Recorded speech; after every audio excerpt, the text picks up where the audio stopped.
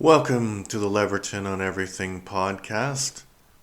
I'm Leverton, and this is Everything, where I literally review everything from books to movies to podcasts on a daily basis in under 10 minutes. Today we're going to talk about a documentary. I have to make sure you understand that this is a documentary. Money Shots, the Pornhub Story from 2023. I gave it 5 out of 10 stars. My title, Disappointing Both Sidesism. This documentary is ultimately disappointing. It doesn't do a good job of explaining the rise of Pornhub as a social phenomenon. It is also affected with a severe case of both sidesism. What I mean by that is that it gives equal time both to the supporters and detractors of the company. And this has been a surprisingly dangerous phenomenon in modern journalism. It suggests if you take one extreme position and contrast it with another extreme position, the result is the truth. But in this case, it clearly can't be so. Either Pornhub did nothing wrong and their users abused the system, or Pornhub did in fact violate laws and help in the exploitation of minors. I think you can find better examinations of the Pornhub phenomenon, both its advantages and its disadvantages. For example, there's a great podcast series by John Ronson called The Butterfly Effect. And my voice sounds weird because I haven't talked that much today. I think usually I talk more. So I'm out of, I'm out of touch with my voice. I'm out of touch with my instrument,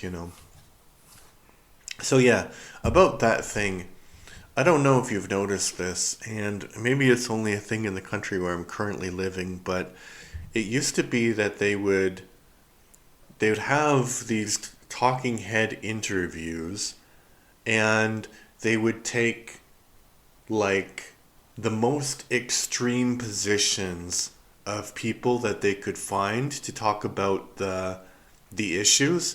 And the reason they did this is because it's more entertaining, right? It's more interesting television if you're watching a discussion between two people who vehemently hate each other, rather than you're watching something where two people have maybe policy disagreements, but they don't dislike each other. Yeah, and I think, well, I can tell you that I live in Poland, so for the longest time there is this kind of rivalry between Donald Tusk and Jarosław Kaczynski, and they both have sort of center-right parties. And now Donald Tusk is part of a broad coalition, and so PiS, which is a funny name, but that's the Polish political party. It's Prawo i Sprawiedliwości. That's hard to say, but it's like Law and Order, PiS. So it's like Law and Order. So LAW, I guess in English would be the acronym. But anyway, so it's conservative. It's socially conservative, very socially conservative, but also very populist. And what they care about is more about being in power, right? But they're both conservative parties.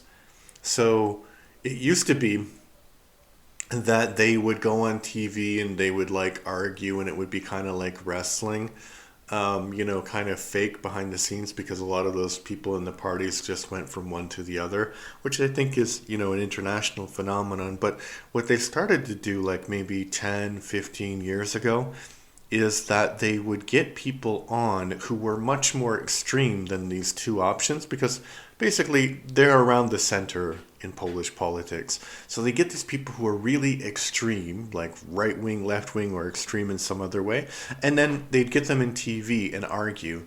And at the time, I think it's not isolated phenomenon, but they would put like these extreme nationalist right-wing people on TV, and this party that I mentioned, people do say it's like right-wing and nationalist, but it's a specific kind of right-wing and nationalist. They're not like generally racist. They're like very Catholic, let's say. They're more Catholic than they are racist. But there are like these racist nationalists in Poland. And so they were put on TV and they were given a platform when they had like a percentage of popular support. And so you put them on TV, you give them a platform, and then people are like, yes, he's making some interesting points, because every society has racists in it, so every society is going to there's somebody who's going to find that interesting. So I think that's the problem with both sidism, because you don't actually, if you take like a Nazi and a social democrat, the middle of that is not the truth, right? A Nazi or like a really racist person is never going to be right. That you not have like a 50% Nazi is not 50% more right, or 50% less wrong.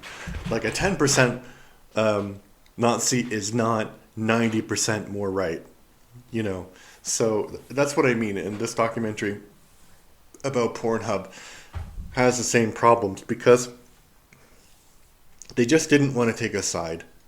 So if Pornhub really did break the law, I think that you need to say that and you need to present your argument. And if they didn't, that's not like opinion, right? It's not like, oh yeah, well, I believe that you broke the law.